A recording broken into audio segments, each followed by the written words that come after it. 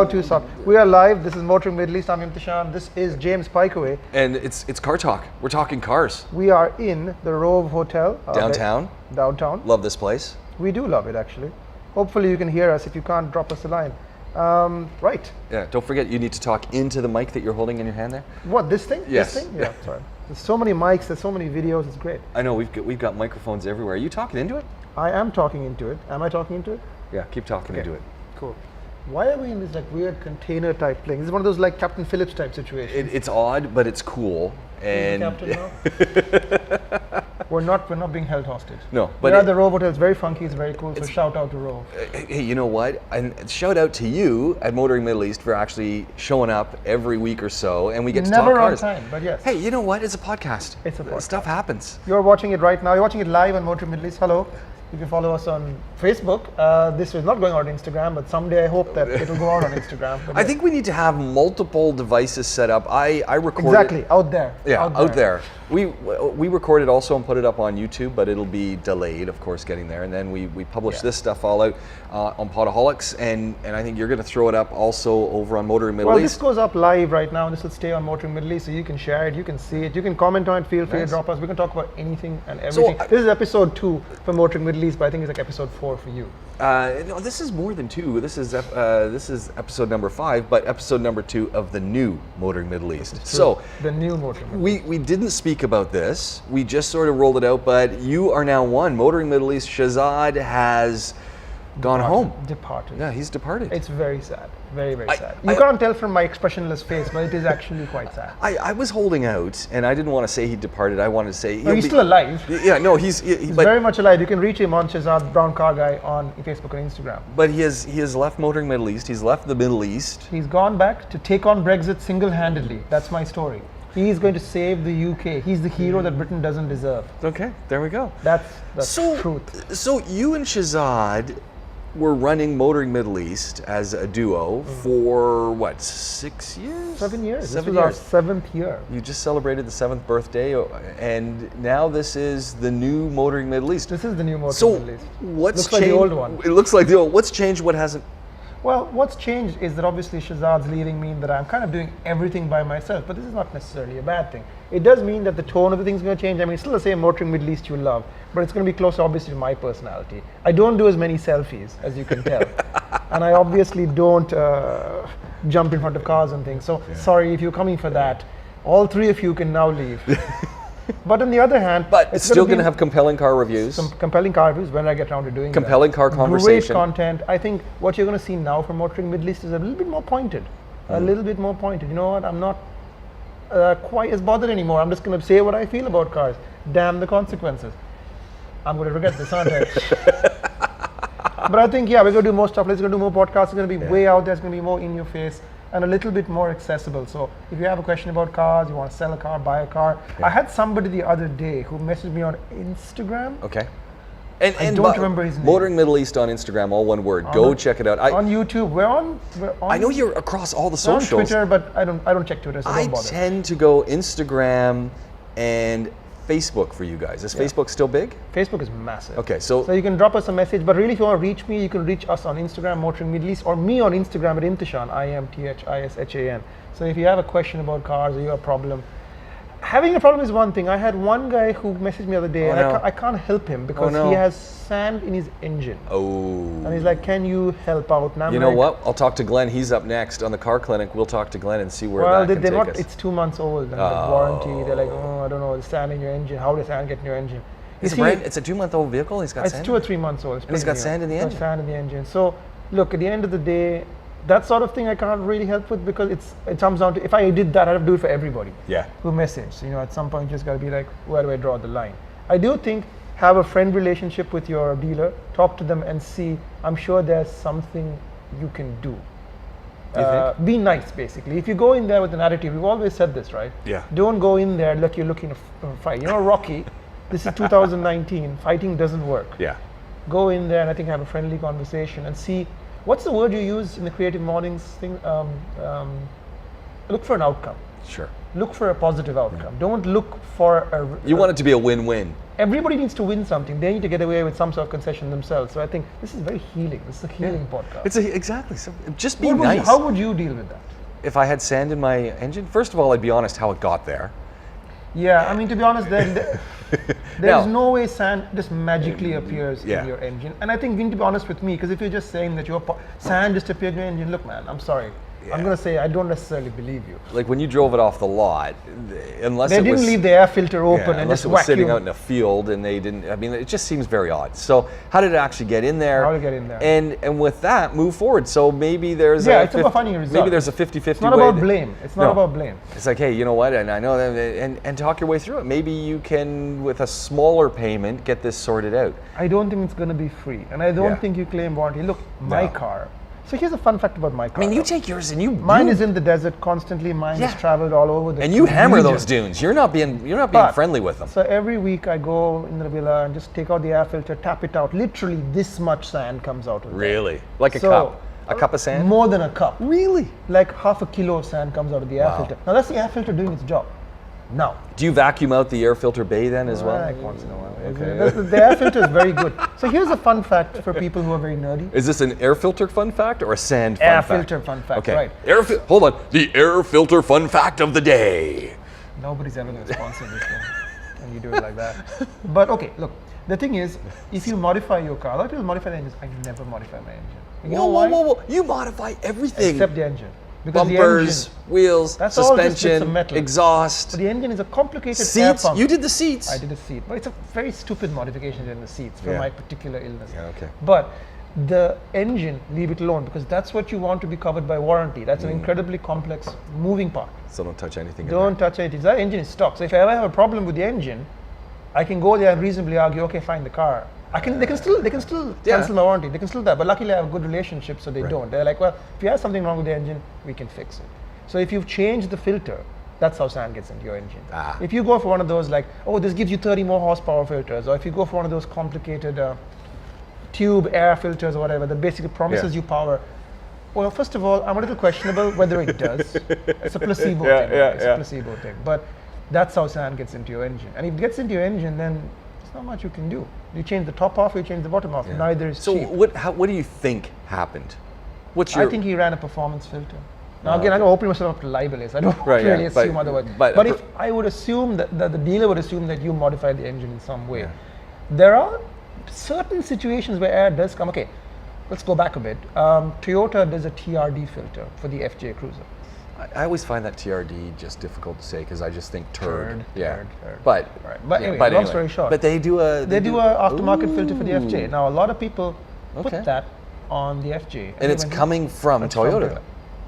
However, right. So everybody came back with sand in their engines, and at least 4 or 5 people I know changed the top off of their engine. Wow. And you know what happened? That filter was designed for a different climate, like North America, where it's less filtration, bigger holes. Sand went in. TRD doesn't sell it here. They all bring it from the US and like, oh, it's Toyota. It fits an FJ. It must be fine. Parts need to be validated for this market. Okay. So even there, the air filters, I'm like, you get a little bit more power, you get a little different noise, but you are risking your engine. Don't do it. Don't do it. Change your suspension all day long. That's stuff that'll make it more comfortable or more hard or whatever you like. Don't play with the engine. But the engine is what moves the car. Okay. So in that case, they didn't have a leg to stand on. A lot of people went and Toyota did some goodwill payments stuff. You can't blame. The dealer also really helped out, but they did it once. Yeah. They're not going to keep changing engines for people. So I think if you are modifying stuff, and how you approach them with this, and just be honest. How would you approach it? I'd be honest right off the bat and just say, look, this is what I did. This is what's happened. North American. I put this filter on. I really thought it would work. I was stupid, and now I've got this problem. Can you help me out? And can we, can you make the pain a little bit less? I'd go into it knowing that I'm going to have to pay something. Yeah, 4 or 5 grand minimum. Yeah. I mean, but again, that's the thing. For that cheap 300 dirham part, which had a big, nice, shiny box with lots of graphics saying, oh, things are going to be better. It's not worth it. No. Especially in the Middle East, you need to be able to get out of the sand safely. And I think that's beware of these aftermarket parts you're buying for every shop you go to, be skeptical and push them. And if they can't give you good answers, don't buy the part. Well, and I'm not an advocate of going out and searching everything out. Modified guy. I don't modify it at all. But in this case, go onto the forums, talk to some folks, take a look at Google, But see that's what's also being said. dangerous because people are really like, oh, my brother did this and it was fine. Yeah, I never We trust one person. I would just say leave your engine alone. Yeah, just like there are leave it people who supercharge their cars out here, and there are some good shops doing Yeah. it. But generally, I wouldn't do it. I wouldn't do it because you are taking away reliability for the expense. Well, that's it. If you supercharge your engine and it's not being done by And the you agency, won't- you're done. You're done. You know, so Jeep looked into it. Oh. Not the off-the-record Oh. fact, which is now on the record. Oh. Jeep looked into supercharging the Jeep, and they looked at a lot of the kits available in the market. There's some good suppliers out here. It all depends on the tune. But from their point of view, no matter how good it is, their point of view was, you know, our warranties are reduced. You know, for the Gazelle X, Yes. they want to turbo it. No. They wanted to do the turbo patrol, but two things stopped them. Their customers would immediately pull out that turbo and put a turbo the size of my head. Yeah. And secondly, and then of course, wallah, it just stopped on the road. You know, I don't know what happened. Its engine exploded. It's a rubbish car Nissan makes. Look, Nissan does not make a rubbish car. Here's a good news thing. Good news for Nissan. Good news for. Hey, okay, I love good news, and I've got We another drove Nissan the- story that I want to throw in We here. drove the Gazelle. Or I Yes. drove the You didn't like it though. No, I loved it. When I finally drove it in the end on its Hold own. on. I thought there was something about It doesn't look nice. Oh, that's right. You liked the vehicle. You didn't like the form factor, but you liked the form drive. factor is fine. Let's be careful. I mean, the You just graphics didn't like the way- and all that. You didn't like that. I Okay. wasn't crazy about okay. it. But See, I the actual took in. engineering, really solid car, rise to Well, that's what Nissan does. Yeah. And I give them kudos for trying something. Yeah. Some people liked I mean, it. they Some did an people aftermarket didn't. part, but Yeah. you're never going to make everybody happy. No. I talked to at least 3 different types of typical local, expat, etc. And everybody had a different view of how the car should have been. I'm like, well, you can't even agree what you wanted. How could they have satisfied you? So they satisfied one customer, and they satisfied them well because they sold out. There you go. In fact, they're actually building 20 more cars. There you go. You see, So if Nissan they are- sold out. That's it. The people That's who going to wanted surprise them, a lot of people. I think the people who wanted it bought it, and they're happy, and now they got to make more. That is a kudo So for yeah, Nissan. the people who weren't going to buy it, they're loud, they're vocal, and we see this Yeah. all over social Yeah, media. it's not my People kind are- of car. It's not my. Well, you're not going to buy it. Then Tough. don't buy it. Yeah. Like a lot of people complain about the new Wrangler. Oh, it's not the same as the old one. Well, I don't know. Sorry. I keep seeing them, and I keep going. I really want. You probably would really want it. It's I really nice. do want a new one. My friend bought one, and he was a dyed-in-the-wool Nissan And? guy. And? Dyed-in-the-wool. He And? was like, I've never bought a Japanese car. My father's going to be so disappointed. Now he spends every night trawling eBay, looking for parts and improvements, because he's got the bug. Yeah. He got into it. He's like, there's so much stuff I can do to it. Well, that's the other side. I mean, I don't modify my Jeeps at all, but man, you can go crazy with even just a little lift and this and that. You can end up with a car that speaks to you. Yes. Whatever you are. Yes. Whatever. That's the great thing about that car. The more I see the new ones, and My friend had a black one with a pink grille and a mermaid on the back. There you go. Because she's a girl. So she liked that, and I was like, fine. There you go. It sold without the pink part, but I think Yeah. it just sold recently. But yeah, she loved it. the more I see, There's no demographic. the more I see the new Wrangler, the more I just say they've nailed it. Like really, truly, the little changes and their little changes. Usability. Is Well, the improved. usability is- CarPlay, things like that, electronics. And I think it just looks better. I think it looks more chunky, a little bit more it's taking rugged. me more time to get used to it, but Yeah. you know, I'm not the target customer anymore. I've gone on to trucks and Yeah, things like that. you're a truck guy. And Gladiator. See, Gladiator has me. Same thing. The Jeep has me Well, that's either it. way. That's it. I see the Gladiator, and I'm thinking. So if you're not aware of the Gladiator, it is essentially a Jeep pickup 4-door. Yes. It's a And Ram. It's a mini Ram. It's a mini I have Ram. a feeling Ram's going to do a version of their own. Maybe the Dakota. Maybe the Dakota makes a comeback. Ooh, yeah, that would be nice. That would be nice. But the Ram, But the Gladiator, The I Jeep think Gladiator. it's just printing money. Yeah, it's That's what they're going spectacular. to be doing is printing money. Spectacular. It's I something mean, for everyone. You know what? There's an opportunity here for GM. They should have brought the Colorado here. I don't know why they didn't. What do you think? I mean, Numbers. it- They couldn't. They looked at the predictions. Obviously, didn't work out. They probably have a different Yeah. reason, but I would say they looked at the numbers and said, "Well, we're known as a full-size Yeah. Silverado, Sierra. We're not known for these mini pickups." The Colorado is kind of seen as a work truck here. Yeah. Much like Toyota is now trying to reposition the Hilux. I don't know if it's going to work. I don't know. I think, I think they should bring in the Tacoma, which is a Yeah. totally different brand. Hilux here And is kind everyone, a seen lot as of people buy the Tacoma. This is the irony. You see Tacomas all over the place. Tacoma's a great adventure. I would have No a Tacoma. warranties here, Great though. adventure trucks. Well, they're all imports, right? Yeah. So I think Tacoma is definitely the- something that should be brought here. The problem for Hilux is the name. When people see Hilux, It's they not have. it's not a classy brand. There's nothing wrong. It's a very No, very- strong vehicle. and etc. didn't you the tell UAE me- depends on Hilux. Yes, didn't you tell me Saudi? There's lots of Hiluxes being used, and a lot of folks just in like everything to- for Yeah. like leisure, Yeah, for work. people just everything. love them. So But It's not a. You tell somebody drive a Hilux, it's like, what happened to you? Things okay? I mean, couldn't afford a Ram. There was a really cool Hilux at the Fun Drive that was on 37s. Really? Yeah, supercharged and everything. So it's an example of what can be done, my friend. Any Jimneys? We haven't talked at all about the Fun Drive. I'm trying to get the Jimny. And when you get the Jimny, I want to drive with you in that Jimny. You have to get in line. There's about 10 people who want to see the Jimny. I saw one of those the other day as well, and I looked at it and I said, this is for me. I'm talking to customers, they're loving it. This is my kind of vehicle. By the way, this is turning into the 4x4 and truck podcast. I don't know. What is that? It's the 4x4 truck show. Do you know what though? It's this market. Yeah. Everybody loves trucks. Everybody loves crossovers. Do people love cars anymore? Question to Mr. Pikeaway. Yeah, I think they do, but I think people intrinsically love cars. I think most people really only need cars, but the market is pulling them down this road that there's this feeling that you need to have a 4x4. You need to be in a larger vehicle. Not larger, higher. People are being brought into that illusion of height. And we keep hearing from Ford and GM and others is SUV. Well, they're not helping, are they? They're killing their cars. I'm like, why are you doing? Toyota and Honda, Toyota are very much into cars. And Subaru and Mazda. Mazda is, they still have the CX. Mazda is kind of doing its own thing. But they don't care. They're making cars. Cars are good. They make good Saluda crossovers, CX-3, CX-5, 7, 9. They make a lot of cars. I think there are the big guns who are trying to pivot and look ahead and say, okay, this is where the markets are all going. And then you've got some smaller manufacturers who are picking up the slack. Who are saying, hold on, they're getting rid of it. People still want them. We're going to be the go-to. And they're gambling. What if you're saying this, by GM, Ford, and Ram really only, Chrysler only makes the 300 and the Charger. They don't really make small cars anymore. They pulled out early. Isn't that just the Americans saying they can't do small cars? Yes. Well, honestly, I think so. They don't know how to do small cars, and the rest of the world will buy. I think the Japanese have locked it up, and the Koreans, and now the Chinese. And the Koreans. That's a good point. They've been there and they've done it, and they've shown we can make the small cars. You guys can't.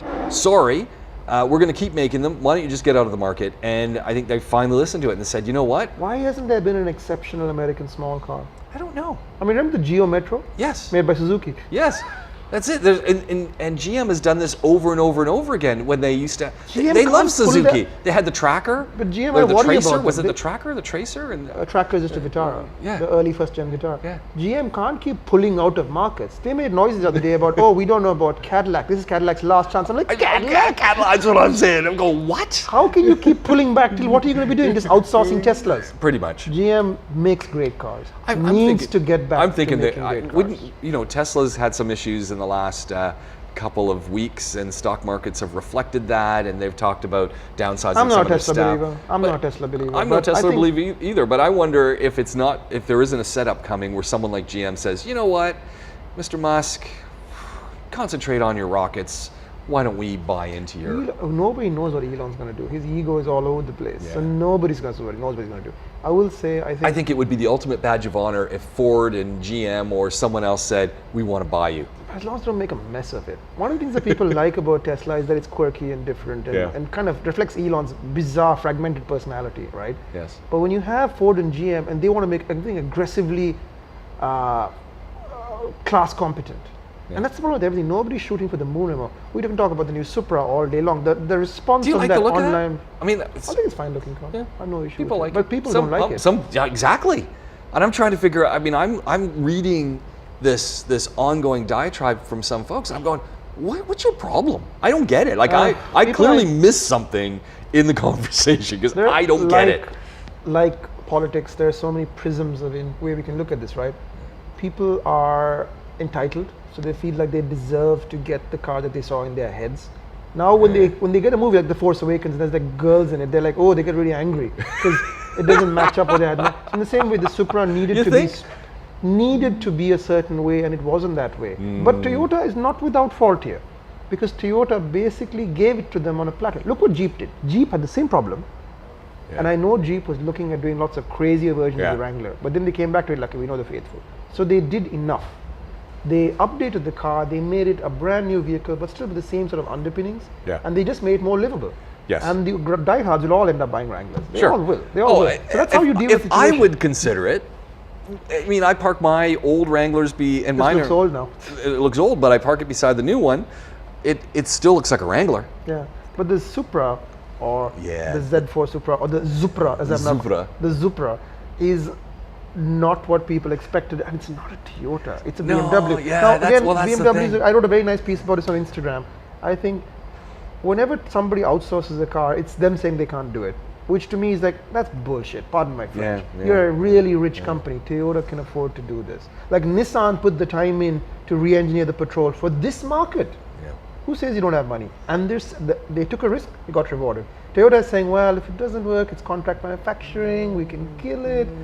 But I think Toyota, honestly, They needed to do Toyota. they need to do Toyota. You be you, Toyota. Yeah, you be you. And that's the problem, go because back look to at- the roots and look at what the last run of the Supra was, and then say, All Japanese. Legend. Absolute legend. oh, that's the thing. Absolute When legend. they killed it, I was in tears. In But no, tears. people weren't buying them. They were I expensive. know they weren't But buying them. now they're like ridiculously expensive. And they're just, but there is something about it. I was very privileged. I was in Japan once, and I managed to go to the secret annex behind the Toyota Museum. How do you get in there? I met the curator. He was just walking around. Nice chap. He designed the Prius. And now he's Really? retired and looks after the classic. He's a cool guy. And he's like, do you want to And come? he just to- said, hey, do you Yeah, want to come wanna and see the special And he's like, collection? do you want to come and see? And I'm like, is anybody else watching? Okay, let's go.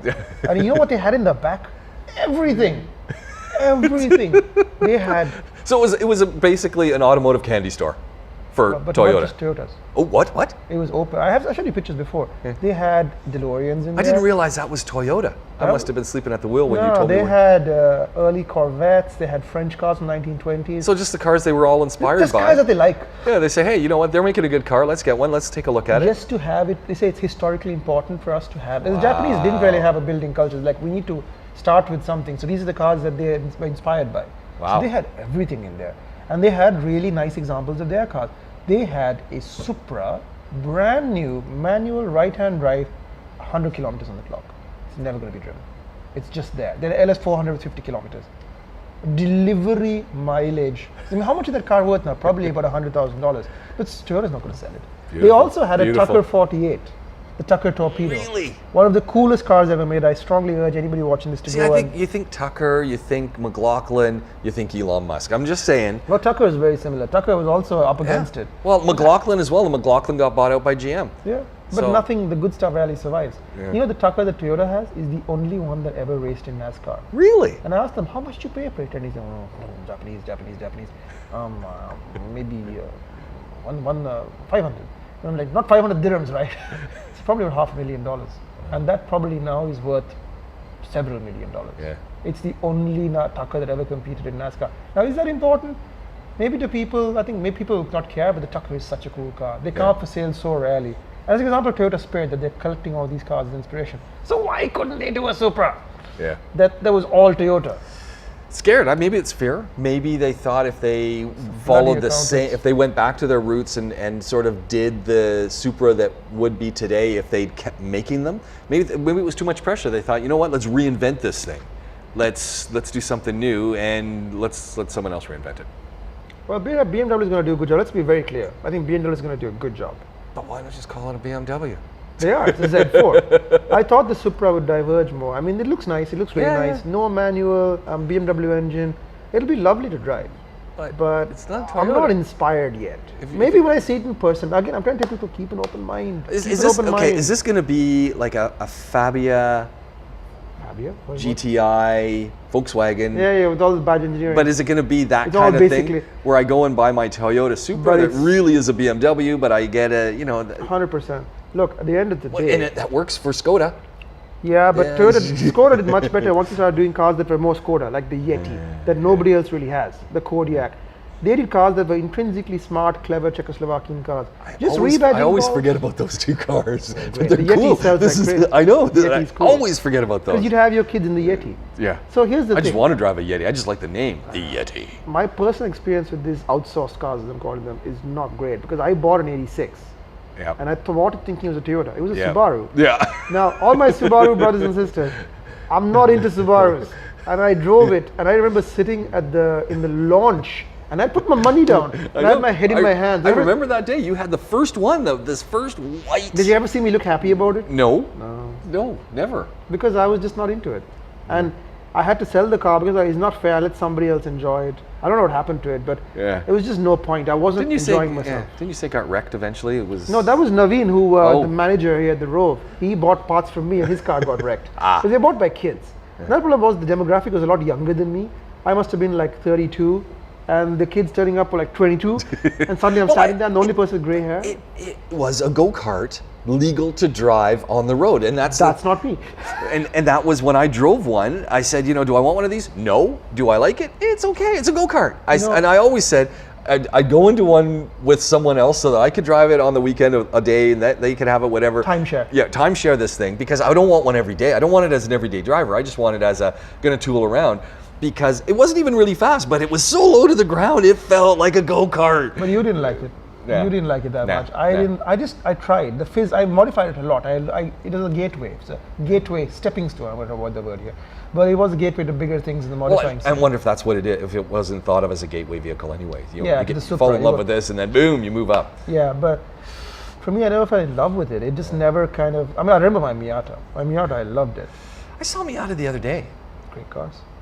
It is. The new one or the old? It was the new one, and I always like. It's a weird looking car, though. That's the thing. It is weird, but I always like the Miata, and I don't know if it's listening to you talk about when it. You turn 55, but suddenly you're gonna look at the Miata and go, "That's my car." Because it's the grey Nomad. I'm only 2 years off of that, but I didn't feel like I wanted one. I mean, it looked good, and it'll happen one day. You got a Wrangler in the garage. You're like, wife, we need a touring convertible. One day you're just gonna look in that car and you're gonna be like, I don't care anymore. We're going to hire Sedona.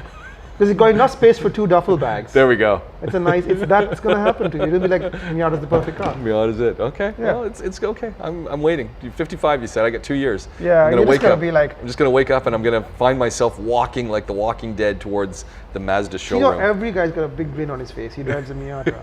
That was the thing. The guy who was driving this Miata. So I'm driving behind him and going, how does he drive with the roof on? Because his head seemed to be above the windshield.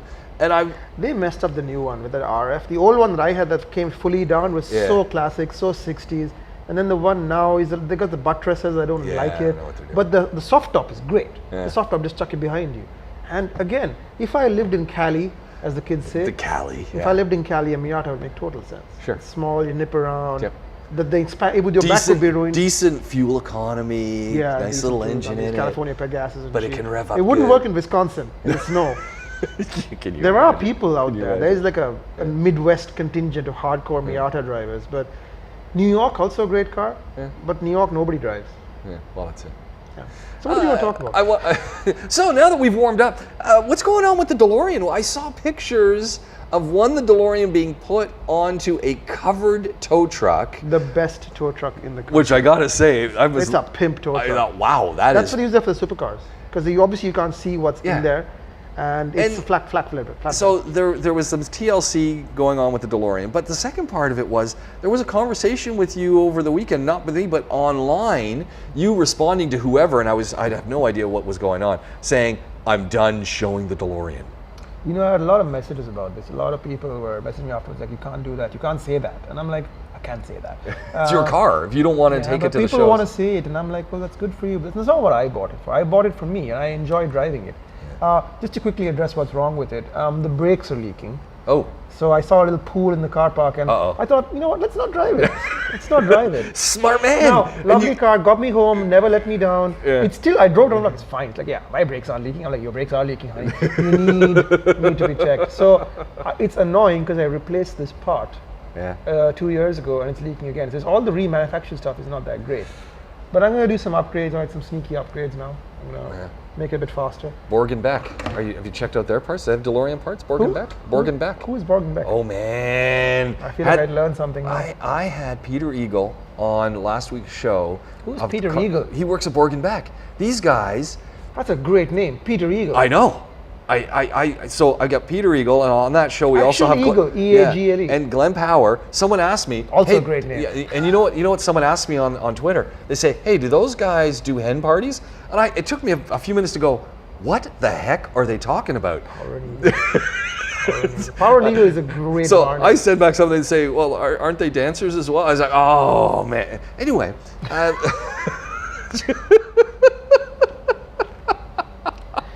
That was the best aside in the history of the science, but yes.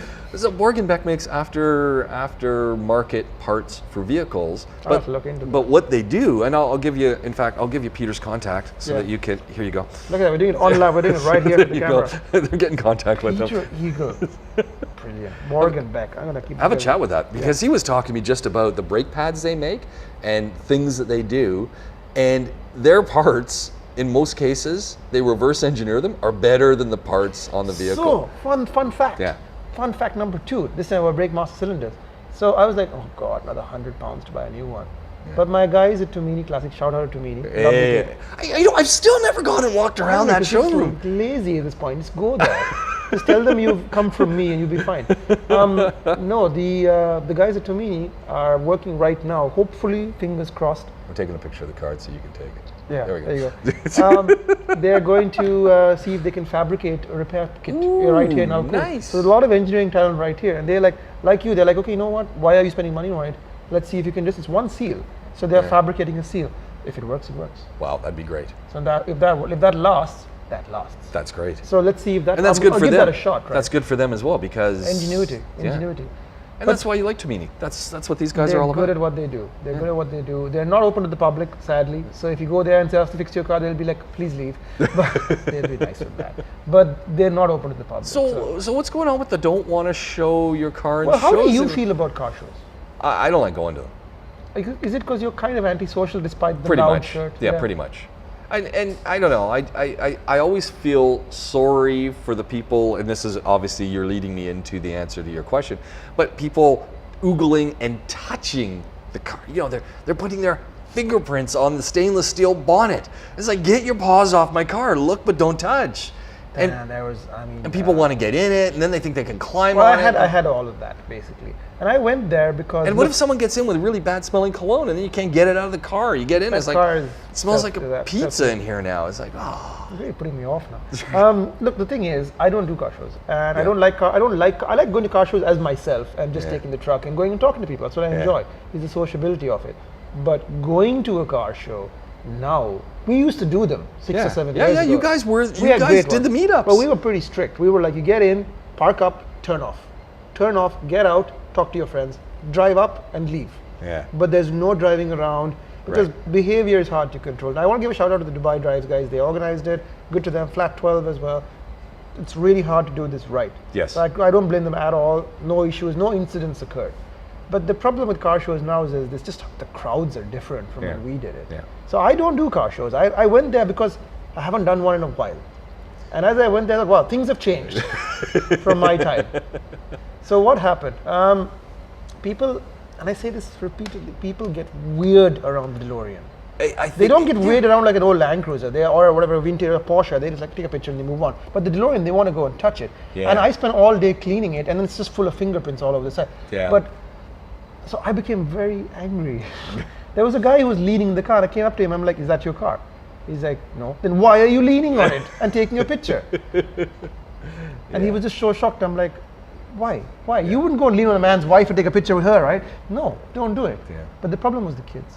There were these little kids who were like literally thumping on the bonnet and I'm like, they were little kids. That's fine. They were like 5 or 6. But they weren't doing damage. But I was like, and the mother was, look. I'm like, hold up. Stop touching the car. And they were like, nobody's ever said that to me before. I'm like, well, now I'm the first.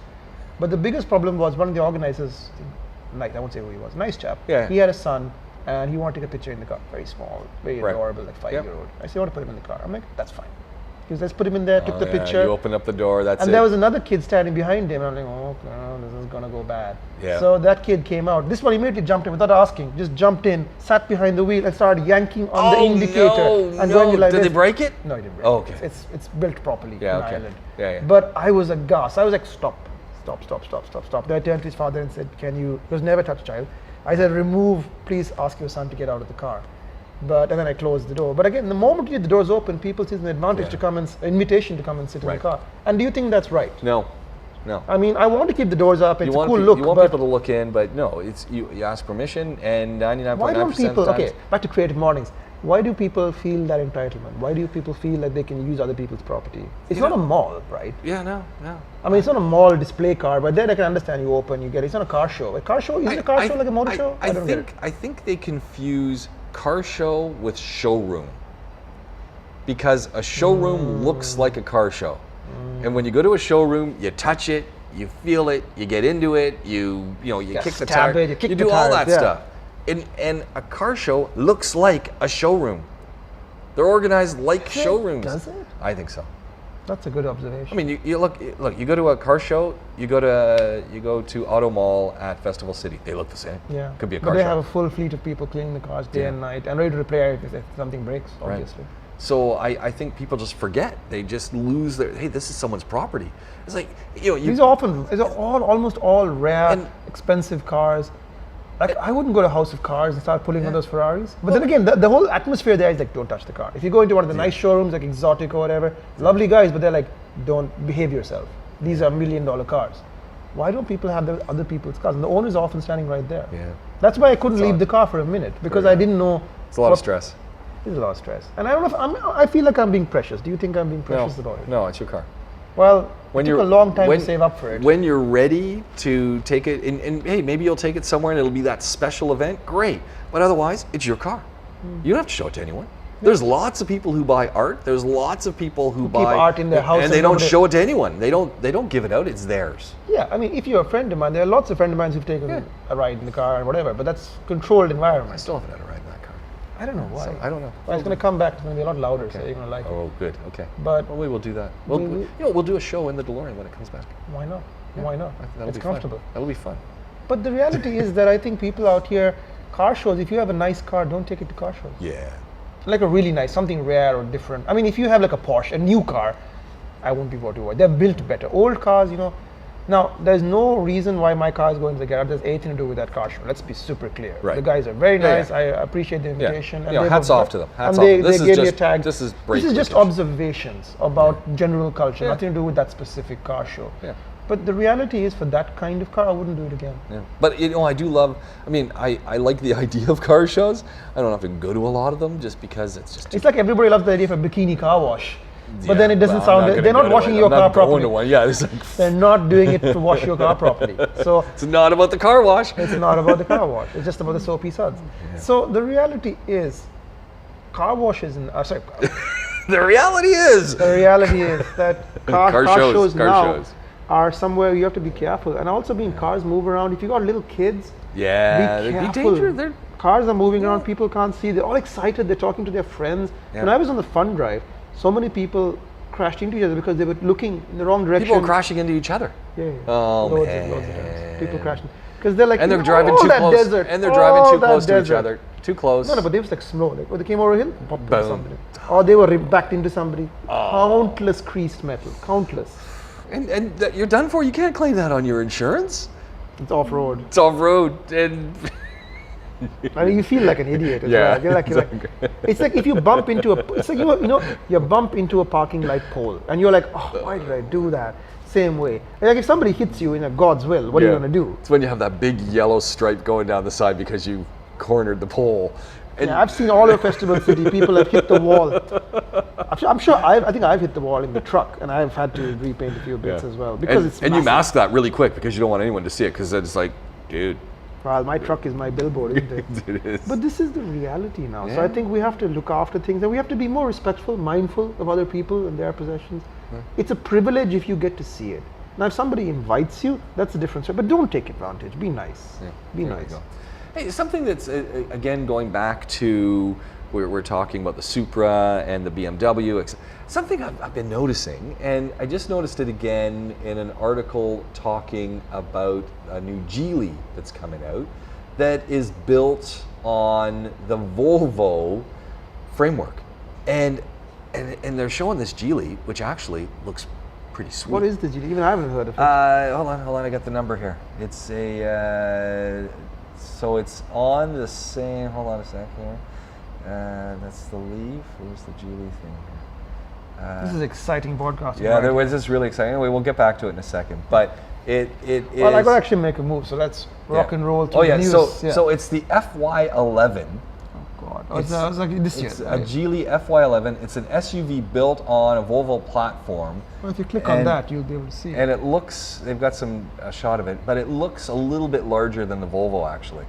And it's, so it's a leaked version, a leaked image. I don't like any of these cars. So, there's nothing wrong with them, but I they're just all thought it's distinct interesting reality. that more and more we're seeing vehicles that are built on other companies' platforms. So this is the Geely. Ooh, okay, I like that one. I know. Hold on. I know. That one. Can you give me another picture? Sorry, I changed click my around, mind. click around. I know. It takes a little bit to load them, but it's Quality internet. yeah. Well, it typically is really fast here in the Rove, so I don't know. I'm on the Rove's That's internet. a good-looking car. Oh, here it's going. It's coming. Well, maybe it's the site itself. Autoblog's pretty slow. Yeah. but That it's is a on- good-looking but- car. yeah. Paunchy, muscular. It looks like an X6, but better. But built on the Volvo platform, and I'm going. Well, okay, Geely and Volvo are teamed up I'm gonna anyway, have to put that up in Motor Middle East. That's Yeah. pretty cool. How did I miss that? It's very cool. and it's an SUV. Now, here's the best part. I'm reading this. I'm going, oh, and they're going. Unfortunately, for our American and European friends, they don't plan to roll it out in those markets anytime soon. Why can't we get the cool ones? But why wouldn't they bring it here? We already have We might Geelys get here. it here. We might get it here. That's It's- the thing. It's not a given, but we might get it Oh, here. here we go. Here's from the side. Take a look at that. Oh, I'm not so crazy about the back end, but the front. I don't like the front. You think? I like the don't front. like. I like the their Geely grill. badges. I don't like their. You really? But the profile's nice. Look at the lights. The light's good. Somebody's yeah. photographed that really well.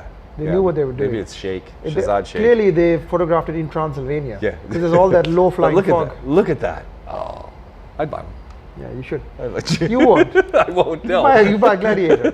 Why are we even doing this show? You're just gonna buy Gladiators. We're both just gonna buy Gladiators. Because we like to talk about all Jeep these is not sponsoring this. Why aren't they sponsoring it? I don't know. Why? Well, that's a very good question. I shall take it up with them when I see So it. back to Nissan. We started off the show with Nissan. I want to end the show with Nissan. Are we done? We're getting close. Yeah, that's true. But so talking about Nissan, the Nissan Leaf, which do we even see those here? They're electric vehicles, of course. No. The Leaf. The Leaf is- was supposed to come here. I don't know know. if Nissan's actually selling it.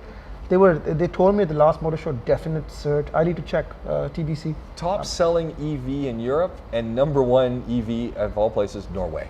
Yeah, but Norway has huge incentives. In Norway, everybody's got electric cars because there's incentives make it. But quite well. #1 EV in Europe, the Leaf, Nissan. They make good cars. We're going to see a lot more of them now. We're going to see And EVs all over the place. they've got I a still think we're like one generation of battery away from mass adoption. You think? Yeah, one generation. We need to get to the point where charging is better, and we need to get to the point where. But remember, if you're charging this fast, you need to be very careful as well because that much high voltage is a safety risk. Yeah. The sheer amount of power you want to push through, just like petrol. You pour petrol on yourself, which I might have done at the fun drive. Hold on, story here. So they have self-serve in Abu Dhabi. Yes. I have not mastered self-serve. Oh, come on. So it just You're the poster child for why they don't want to have self-serve. So hold on. You lived in the Midwest of the United I was States. fine. I was fine there. It but was I all died- self-serve, probably. So if you don't poke it hard enough into Yes. the ram, it just splurted straight out all over me. So I might have smelled the petrol for a few hours. I might have been a walking petrol incendiary device. And were people walking around with their Zippos going, "Hello, I was friend"? I was driving away the other way. Yeah. Oh, okay. Yeah. I mean. Yeah. No. Yeah. Fire safety. Very. If you don't know what you're doing, pay the 10 dirhams for the self-serve. What about the home delivery of fuel? What's the point? What's the point? People are using it. I see the cars all over. I What's see the that point? truck. How freaking lazy are you? You drive the car. Stop and get some gas. You drive the car. So I'm thinking the people they need to market this to are the people who buy the walk of shame tanks that they have sitting by the front door of the service center. Yeah. They need this service. They get to their. Walk of shame. I have a few walk of shame tanks, but I didn't realize they're so expensive. they're not cheap. No, that's. I actually have Noel's old tank, which I hope he never sees this because it leaked. The one time I used it, it leaked. That's why we had to dump all the fuel in. Funny fact about the. Oh, funny fact. Okay. More funny fact. This is the most boring podcast, and I apologize in advance. So You almost lit yourself on fire. There, you were talking about crashes on the fun drive. You've pulled your car out of circulation for public view. It's like a Picasso. Yeah. What's not fun about this podcast? I don't know. I feel like there's a catastrophe in reverse.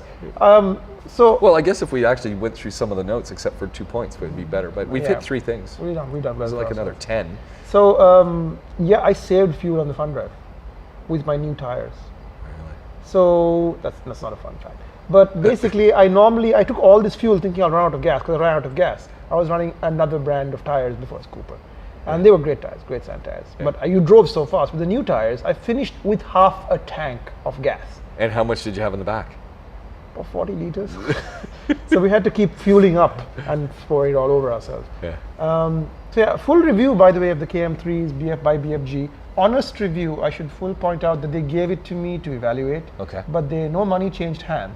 They did sponsor me for the fund drive, so it's all Okay. up and up. They wanted me to do some promotional work for them. Okay. But the actual content of the review is completely unbiased and Okay, honest. so And I think it's what very are the important to tires? say that Tell us now. the tires here. The BFG KM3s, KM3s, which are the BFG. biggest, toughest mud terrain tire the market has ever seen. What's it going to cost me for one? Depends on your size. Okay, on your I on would the, say on the in your ramp case, close to 1,000 dirhams. per tire?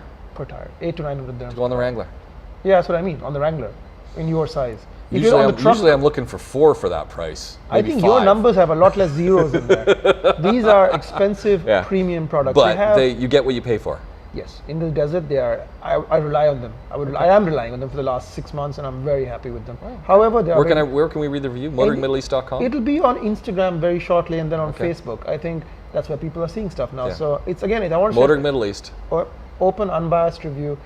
So the advantage of these tires is because they don't stress so much in the sand, they just Yeah. chug along, so they don't spin. They are not a great road tire. They're quite Oh, noisy, oh. and they're quite heavy. So they will affect your gas mileage, and they're quite heavy. Petrol so for it's anyone who's re- thinking that way. Petrol. But so noisy. Oh, that's a problem. They 'Cause are I don't like noisy. the noisy They're not tires. for. They're not for everybody. Yeah. They're not for everybody. If you have a Land Cruiser, if you have something good sounding like a Raptor truck or a Cruiser, if not a great fit for Jeeps. But Well- in America, it makes total sense. Yeah. Because Jeeps are all used there for like rock crawling, and they Yeah. don't really go that fast. Right. So over 80 or 100, they start getting a bit noisy. So they're not for everybody. And BFG knows that. I've told them that. Maybe they can do something for next time. It's feedback for them. The KO2, which is the step down, good enough for most people. Okay. But from my point of view, if you want a tire that is the best tire, I don't have a spare. Really? Yeah, I don't You're have a living spare. dangerously. Not really. With this tire, I'm pretty confident that I never have to worry about it. I Yeah, don't no, I've been know, going I don't know, man. 2.5 years now without a spare. But these tires are pretty much puncture proof at this point. They're like, you shoot bullets You're at going to leave the Rove downtown. You're going to get halfway out of here, and you're going to hear, "Oh no!" Nah, Yeah. that tires. That's cool. Yeah, you could beat somebody with it. It's a pretty tough tire. Imthishan, we're going to close down the podcast. We're going to Where- close off the Osmo. Where we got to say goodbye. We have to say goodbye. Yeah. Where can we find you, James? So, you know what? If you want to get in touch with this program, podaholiks@gmail.com. You can find us all in the socials, Instagram and Twitter, Podaholiks with a K. And of course, we can find you. This is going out live right Yeah. now on Motor Middle East, and a lot of you will see it later, I imagine, at some point. And we fire up this podcast across all of the different channels: Spotify, CarPlay, iTunes, and more. Look for And us. more, so. Look for us. Just Google Podaholiks, and you'll Well, find us. thanks for having me. Hey, thank you, and we'll do it all again really soon. Have a good one. So long for now.